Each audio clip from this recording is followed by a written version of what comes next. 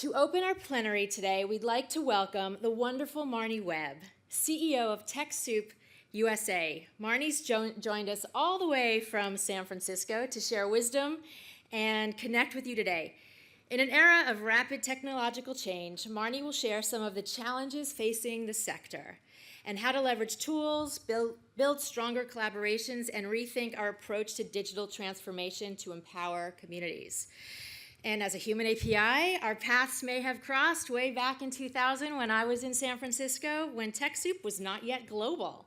So please join me in welcoming Marnie to the stage to talk advancing social justice through tech innovation.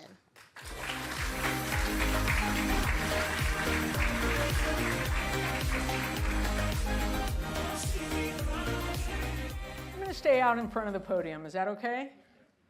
All right, so I'm going to talk to you today about how civil society can stay strong, resilient, and confident in face of all of the challenges that are in front of us. But first, I'm going to say hello.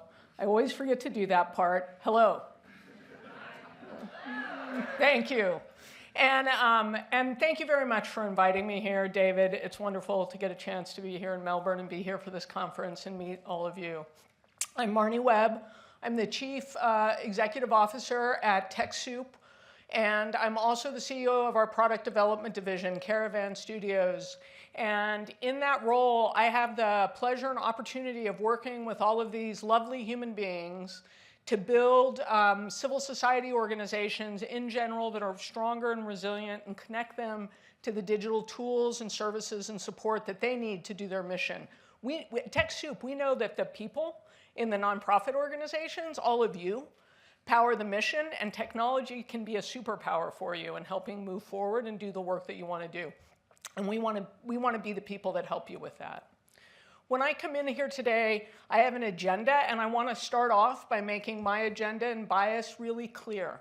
I believe it's our collective responsibility to ensure that civil society, as individual organizations and as a sector, remain strong, resilient, and confident to face the future and all of the various challenges ahead of them. We know that we as a group, TechSoup's also a nonprofit organization, we as a group are resilient.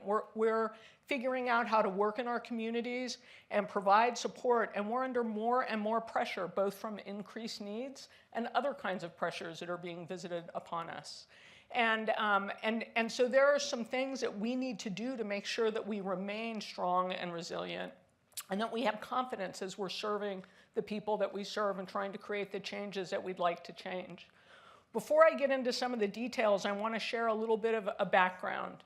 We know that civil society organizations are facing increasing challenges worldwide. Viktor Orban's playbook from Hungary is one of the most documented, and it contains these basic things. Governments limit funding and increase reporting burdens. Organizations are directly targeted to discredit their work. Sometimes they're discredited because of the populations they serve, sometimes as individual organizations. There are an increasing number of bureaucratic hurdles that organizations have to go through, papers that they have to fill out, different registries that they have to keep themselves up to date in. Activists face all kinds of monitoring, threats, and violence. And in general, democratic institutions are weakened. I got some very good news this morning whenever I saw that in the United States, our Institute of Museum and Library Services has been ordered to restore grants to libraries. Thank you for snapping. Everybody should snap for libraries. One of the things I'm super excited to do here actually is go to the state library. And, those kinds of pulling away from those kinds of institutions that allow people to gather and engage in civic intent. It undermines civil society as a whole. And these changes aren't isolated. They aren't happening in only one country. They're happening all over the place. So Civicus, that does monitoring of civil society, identifies 118 countries as being either obstructed, repressed, or closed. 72% of the world's population lives in places where their civil society is closing down and they have fewer and fewer resources. Over 60 countries have introduced additional laws restraining NGO activities. Often, those laws interfere with their ability to get funding or require them to disclose, like, the home addresses of their board members, and things like that put those board members in danger. So we see that in Central America, for example. Some of the funding restrictions there, nobody would possibly be on the board of an organization because they're literally assassinated. And so, you know, that they're just increasingly targeted with intimidation, and that these global restrictions are something that we all have to fight against. And we do. And we push back successfully against those kinds of things. You know, we're working with a team in Brazil right now that's mapping indigenous lands and history and documenting the way lands and land ownership and stewardship have changed in that country over time. And they're using technology to do that. You know, David was talking earlier about just being at an event that was about digital inclusion and increasing digital inclusion efforts in the United States. We're seeing people go into some of our more mountainous and remote regions and putting in a wide variety of technology to improve their internet access, which has a direct impact on education and employability. Obviously, the work that climate activists are doing has been very connected to technology to demonstrate and show the change that's happening. And in Poland, they were able to successfully overturn some laws that meant that there was less polluting in general in the country. And then we know grassroots movements are using technology just to improve their local services. Ask Izzy is a wonderful example of using technology to better get to and find services. What I want to talk about are 5 strategies that support civil society organizations as they rally to push back against these trends and to continue to provide services in their community.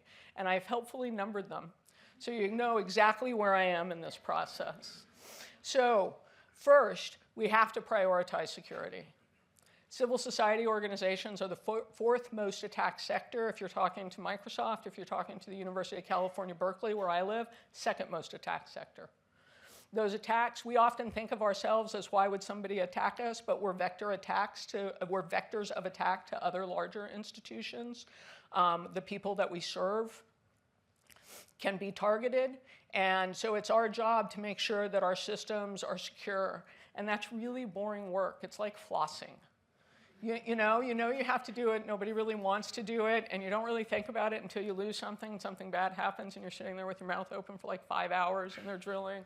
And, but it's something that we have to do, and we have to do it as a sector so that we make sure that our staff, our beneficiaries, our supporters are strong and stable. 2, we need to organize data using standards so that we can simplify coordination and support resilience generally. So one of the great things about being in TechSoup and part of the TechSoup Global Network, which includes info exchanges at the beginning of COVID, when we started thinking about what would happen when we didn't know how sick everybody was going to get, we were partnered already with all of these organizations with whom we had shared data and standards, and we quickly recognized we could shift the center of operations to one of our partners if we were unable to provide support. And I think we need to be thinking about that all the time, and that happens because we organize our data, we share our data well, and we know those partners in advance of needing them. And that kind of interoperability, I think, is core to resilience in the sector. 3, this is a super simple, like, hygiene one. Before sharing anything, confirm that you can share it, verify that it's accurate, and strip out all those tracking links. Like many of you, you're probably on theoretically private WhatsApp groups or Signal groups or whatever, and you look at the link that somebody shares on those private groups, and it's just filled with tracking information. You know, because they grabbed it all when they shared it. You need to strip those things out.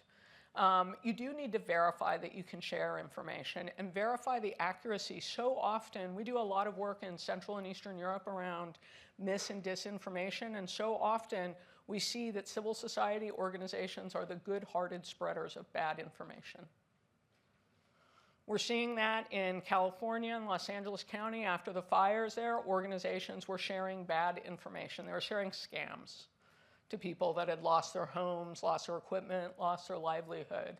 So it's really on us because we don't want to be giving that bad information to our beneficiaries and our community of supporters. We want to ensure the privacy of people when we're sharing information. That's why we strip out all those tracking links. And we want to make sure it's okay with people that we are sharing it and what the rules of sharing are. 4, we have to use the power of storytelling and joy and playfulness to share truthful information that broadens everyone's perspective.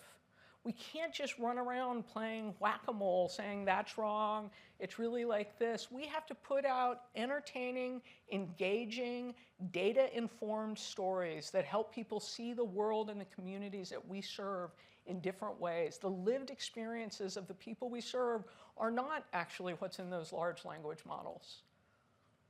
And it's up to us to share those stories in safe, meaningful, and entertaining ways.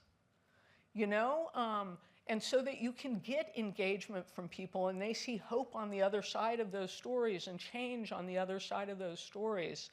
And the digital tools are such a big part of that. One of the projects that we're working on is funded by google.org, and it's a data commons project. It's an open source tool that they've built that aggregates and has public data in it. And we worked with our partner in Mexico, a terrific organization called SEMEFI, to tell a data-based, data-driven story about hunger, violence against women, and poverty in Mexico.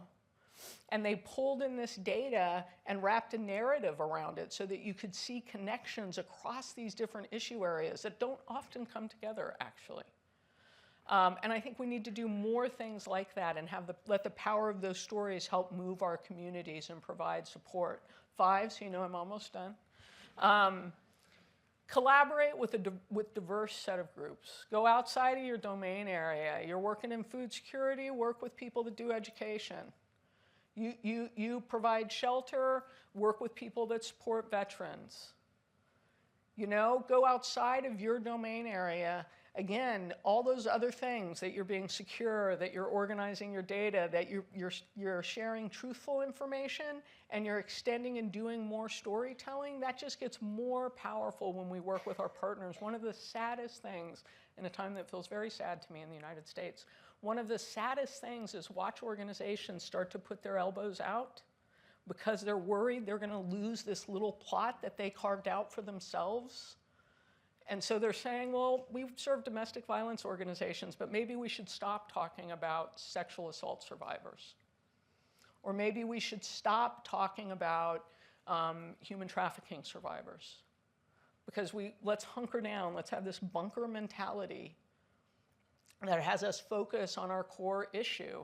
And I think that is so much the wrong thing for us to be doing. We're not going to get resilience that way. We're not going to there's no confidence when we're withdrawing like that. We have to work across these domain areas and across these partners because that's what makes actual change. I'll be here throughout the conference. I hope to get to meet some of you. I had a great opportunity to talk to some of the team members at IFO Exchange beforehand, and I said the part I was looking forward to the most was meeting new sets of organizations and new sets of people, so I'm very, very excited about doing it. And I think we have to champion the strength and resilience of all the organizations that we work for and with, because it's that resilience, it's tapping on the resilience that has us going to work every day and working even though that's hard. That's what's going to get us through the time that we're in right now, and that's what's going to change us so we're not losing, it doesn't feel like we're losing ground, which it can feel like and often is in various parts of the world. Thanks a lot.